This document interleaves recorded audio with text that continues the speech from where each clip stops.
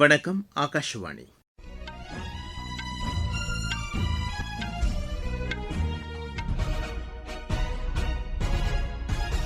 செய்திகள் வாசிப்பவர் முகமது.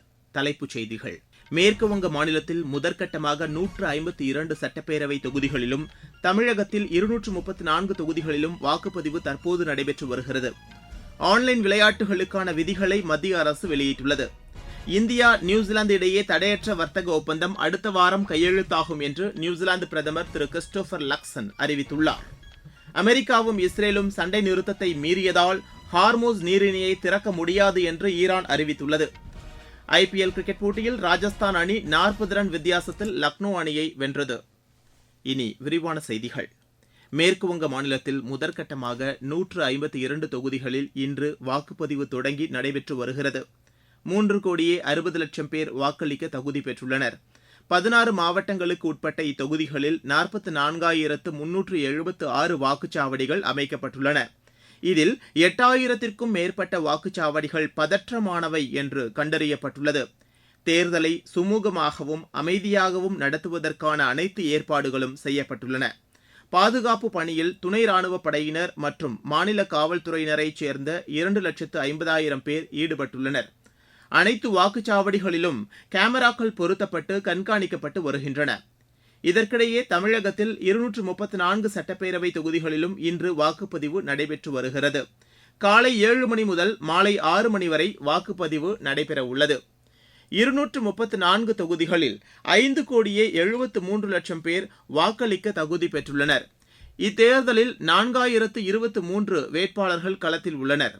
மாநிலம் முழுவதும் 75,064 வாக்குச்சாவடிகள் அமைக்கப்பட்டுள்ளன. இதில் 325 வாக்குச்சாவடிகள் பெண் அதிகாரிகளால் மட்டும் கையாளப்படுகிறது. வாக்குச்சாவடிகளில் வாக்காளர்களுக்கு தேவையான அடிப்படை வசதிகள் செய்யப்பட்டுள்ளன. வாக்காளர்களின் செல்போன்களை வாங்கி வைப்பதற்கு என பிரத்யேக வசதி செய்யப்பட்டுள்ளது. இதற்கிடையே வாக்காளர் அடையாள அட்டை இல்லாதவர்கள் தேர்தல் ஆணையத்தால் அறிவிக்கப்பட்டுள்ள மாற்று ஆவணங்களை பயன்படுத்தி வாக்களிக்கலாம் என்று தேர்தல் ஆணையம் கூறியுள்ளது. ஆதார் அட்டை, பான் அட்டை, பாஸ்போர்ட், ஓட்டுநர் உரிமம், வங்கி சேமிப்பு கணக்கு புத்தகம், அரசு மற்றும் பொதுத்துறை நிறுவனங்களின் அடையாள அட்டை, ஓய்வூதிய ஆவணங்கள், 100 நாள் வேலைவாய்ப்பு திட்ட அட்டை, தொழிலாளர் நலத்துறை வழங்கிய காப்பீட்டு திட்டத்திற்கான அட்டை போன்றவற்றை பயன்படுத்தி வாக்களிக்கலாம் என்று அந்த ஆணையம் தெரிவித்துள்ளது. வாக்காளர் அடையாள அட்டை வைத்திருந்த போதிலும் வாக்காளர் பட்டியலில் பெயர் இல்லை என்றால் வாக்களிக்க முடியாது என்றும் தேர்தல் ஆணையம் தெளிவுபடுத்தியுள்ளது. மேற்கு வங்கத்தில் 2வது கட்டமாக வாக்குப்பதிவு நடைபெறவுள்ள 142 தொகுதிகளில் தேர்தல் பிரச்சாரம் விறுவிறுப்படைந்துள்ளது. பிஜேபி மூத்த தலைவரும் மத்திய உள்துறை அமைச்சருமான திரு அமித் ஷா நேற்று டம்டம், ஹப்ரா மற்றும் சப்தகிராம் தொகுதிகளில் வாக்கு சேகரித்தார். திரிணாமுல் காங்கிரஸ் கட்சித் தலைவரும் அம்மாநில முதலமைச்சருமான செல்வி மம்தா பானர்ஜி அம்தங்கா, ஹரிப்பால் தொகுதிகளில் நேற்று பிரச்சாரம் மேற்கொண்டார். காங்கிரஸ், மார்க்சிஸ்ட் கம்யூனிஸ்ட் கட்சி மற்றும் இதர கட்சிகளைச் சேர்ந்த பிரதிநிதிகளும் தீவிர பிரச்சாரத்தில் ஈடுபட்டு வருவதாக எமது செய்தியாளர்கள் தெரிவிக்கின்றனர். பிரேசிலில் நடைபெற்ற பால் பொருட்களுக்கான சர்வதேச போட்டியில் இந்தியா சிறப்பான இடத்தை பெற்றுள்ளதாக பிரதமர் திரு நரேந்திர மோடி தெரிவித்துள்ளார். இதுகுறித்து சமூக வலைதளத்தில் அவர் வெளியிட்டுள்ள பதிவில், இப்போட்டியில் இந்தியா ஒரு சூப்பர் தங்கம், 2 தங்கம், 1 வெள்ளிப்பதக்கத்தை இந்திய தயாரிப்புகள் வென்றதாக குறிப்பிட்டுள்ளார். இந்த வெற்றிகள் மூலம் உலக அளவில் இந்தியாவின் பால் வளத்துறை வலுப்படுவதாக பிரதமர் தெரிவித்துள்ளார். நாட்டின் ஜவுளித்துறை ஏற்றுமதி கடந்த நிதியாண்டில் 2.1% வளர்ச்சியை கண்டுள்ளதாக மத்திய அரசு கூறியுள்ளது. கைவினைப் பொருட்கள் உட்பட ஜவுளிப் பொருட்கள் 3,16,000 கோடி ரூபாய் அளவிற்கு ஏற்றுமதி செய்யப்பட்டுள்ளதாக தெரிவிக்கப்பட்டுள்ளது. இதில் ஆயத்த ஆடைகள் துறை பெரும் பங்களிப்பு செய்துள்ளதாகவும் 1,39,000 கோடி ரூபாய் அளவிற்கு ஆயத்த ஆடைகள் ஏற்றுமதி செய்யப்பட்டுள்ளதாகவும் மத்திய அரசு கூறியுள்ளது. வடக்கு பிராந்திய வேளாண் மாநாடு நாளை லக்னோவில் நடைபெறவுள்ளது. புதுதில்லியில் நேற்று நடைபெற்ற கூட்டத்தில் மத்திய வேளாண் அமைச்சர் திரு சிவராஜ் சிங் சௌஹான் இம்மாநாடு தொடர்பாக மேற்கொள்ளப்பட வேண்டிய பணிகள் குறித்து அதிகாரிகளுக்கு எடுத்துரைத்தார். விவசாயிகள் நலன், உற்பத்தி மேம்பாடு, வேளாண் துறையில் மின்னணு பயன்பாடு ஆகியவை குறித்து இம்மாநாட்டில் விவாதிக்கப்படும் என்று எதிர்பார்க்கப்படுகிறது. அத்துடன் வேளாண் கடன், விவசாய கடன் அட்டை, வேளாண் உட்கட்டமைப்பு நிதி, உர மேலாண்மை, சந்தை சீர்திருத்தங்கள் ஆகியவை குறித்தும் இந்த மாநாட்டில் விவாதிக்கப்பட உள்ளது. நீங்கள் கேட்டுக்கொண்டிருப்பது ஆகாஷ்வாணியின் செய்தி அறிக்கை.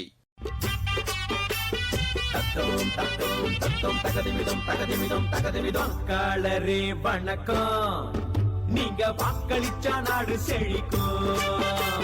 வாக்காளரே வணக்கம், நீங்க வாக்களிச்சா நாடு செழிக்கும். வீட்டுக்காக எத்தனையோ கியூல நின்னாலும் நாட்டுக்காக நிக்கிற கியூவே பெருமையானதுங்க. ஓட்டு கியூவே பெருமையானதுங்க. வாக்காளரே வணக்கம், நீங்க வாக்களிச்சா நாடு செழிக்கும். ஏழை எளியோரும் மாற்றுத்திறனாளி ஓட்டு போட வாராங்களே. முடியாத முதியோரும் கிராமத்து மக்களும் தான் தவறாம ஓட்டு போடுறாங்க. இது நாடு தந்த உங்க உரிமை, ஜனநாயகம் காப்பது கடமை.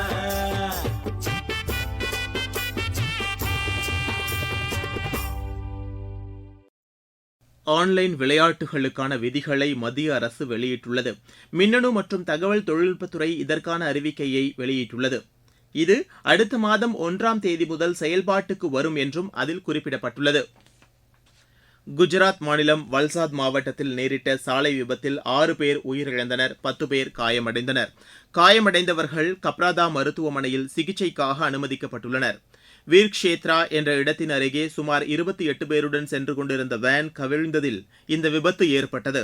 உயிரிழந்தவர்களின் குடும்பத்தினருக்கு குடியரசு துணைத் தலைவர் திரு சி பி ராதாகிருஷ்ணன் இரங்கல் தெரிவித்துள்ளார். உத்தரப்பிரதேச மாநிலம் சுல்தான்பூரில் பூர்வாஞ்சல் விரைவு சாலையில் போர்க்காலத்தின் போது அவசர பயன்பாட்டிற்காக அமைக்கப்பட்டுள்ள இடத்தில் விமானங்களை தரையிறக்கி விமானப்படை சோதனை நடத்தியது. போர் விமானங்களான ஜாகுவார், சுகோய், மிராஜ் மற்றும் தேஜஸ் விமானங்கள் அச்சாலையில் தரையிறக்கி சோதனைகள் மேற்கொள்ளப்பட்டதாக விமானப்படை அதிகாரிகள் தெரிவித்தனர். தலைநகர் தில்லியில் மாசு கட்டுப்பாட்டு சான்றிதழ் இல்லாத வாகனங்களுக்கு எரிபொருள் வழங்க மாநில அரசு தடை விதித்துள்ளது. இதுகுறித்து தில்லி அரசு வெளியிட்டுள்ள செய்திக்குறிப்பில், செல்லத்தக்க மாசு கட்டுப்பாட்டு சான்றிதழ் உள்ள வாகன உரிமையாளர்களுக்கு மட்டுமே பெட்ரோல், டீசல் ஆகியவற்றை வழங்க பெட்ரோல் நிலையங்களுக்கு உத்தரவிடப்பட்டுள்ளது. மாசு கட்டுப்பாட்டை திறம்பட செயல்படுத்துவதற்காகவும் காற்றின் தரத்தை மேம்படுத்துவதற்காகவும் தில்லி அரசு இந்த முடிவை மேற்கொண்டுள்ளது. இந்தியா நியூசிலாந்து இடையே தடையற்ற வர்த்தக ஒப்பந்தம் அடுத்த வாரம் கையெழுத்தாகும் என்று நியூசிலாந்து பிரதமர் திரு கிறிஸ்டோபர் லக்சன் அறிவித்துள்ளார். இதன் மூலம் 140 கோடி நுகர்வோரை கொண்ட இந்திய சந்தையின் மூலம் நியூசிலாந்து ஏற்றுமதியாளர்கள் பயனடைவார்கள் என்று நியூசிலாந்து பிரதமர் கூறியுள்ளார். அமெரிக்காவும் இஸ்ரேலும் சண்டை நிறுத்தத்தை மீறியதால் ஹார்மோஸ் நீரிணையை திறக்க முடியாது என்று ஈரான் அறிவித்துள்ளது. இதுகுறித்து சமூக வலைதளத்தில் பதிவிட்டுள்ள ஈரான் அரசின் உயர் அதிகாரி திரு முகமது பாகர் கலிபாத், ஈரான் துறைமுகங்கள் மீதான அமெரிக்க கடற்படையின் முற்றுகையும் இந்த விதிமீறலில் அடங்கும் என்று கூறியுள்ளார். இது உலக பொருளாதாரத்தை பணைய கைதியாக வைத்திருப்பதற்கு இணையானது என்று அவர் தெரிவித்துள்ளார். இஸ்ரேல் அனைத்து வழிகளிலும் போரை தூண்டுவதாக அவர் குற்றஞ்சாட்டியுள்ளார்.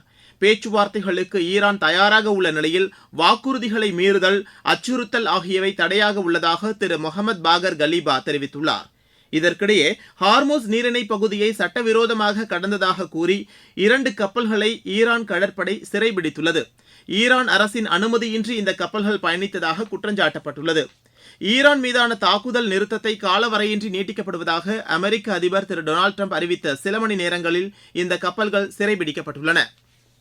ஐபிஎல் கிரிக்கெட் போட்டியில் ராஜஸ்தான் அணி 40 ரன் வித்தியாசத்தில் லக்னோ அணியை வென்றது. லக்னோவில் நடைபெற்ற இப்போட்டியில் முதலில் பேட் செய்த ராஜஸ்தான் நிர்ணயிக்கப்பட்ட 20 ஓவரில் 6 விக்கெட் இழப்புக்கு 159 ரன் எடுத்தது. 160 ரன் எடுத்தால் வெற்றி என்ற இலக்குடன் பின்னர் களமிறங்கிய லக்னோ அணி 18 ஓவரில் 119 ரன்னுக்கு ஆட்டமிழந்தது. மும்பையில் இன்று நடைபெறவுள்ள ஆட்டத்தில் சென்னை அணி மும்பை அணியை எதிர்கொள்கிறது. இப்போட்டி இரவு மணி 7:30க்கு தொடங்குகிறது. இந்தியாவுக்கு எதிரான 3வது மகளிர் டுவெண்டி கிரிக்கெட் போட்டியில் தென்னாப்பிரிக்க அணி 9 விக்கெட் வித்தியாசத்தில் வெற்றி பெற்றது. மீண்டும் தலைப்புச் செய்திகள். மேற்கு வங்க மாநிலத்தில் முதற்கட்டமாக 152 சட்டப்பேரவை தொகுதிகளிலும் தமிழகத்தில் 234 தொகுதிகளிலும் வாக்குப்பதிவு தற்போது நடைபெற்று வருகிறது. ஆன்லைன் விளையாட்டுகளுக்கான விதிகளை மத்திய அரசு வெளியிட்டுள்ளது. இந்தியா நியூசிலாந்து இடையே தடையற்ற வர்த்தக ஒப்பந்தம் அடுத்த வாரம் கையெழுத்தாகும் என்று நியூசிலாந்து பிரதமர் திரு கிறிஸ்டோபர் லக்சன் அறிவித்துள்ளார்.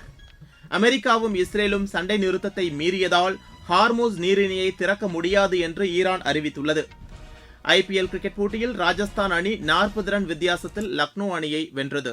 இத்துடன் இந்த செய்தி அறிக்கை நிறைவடைகிறது.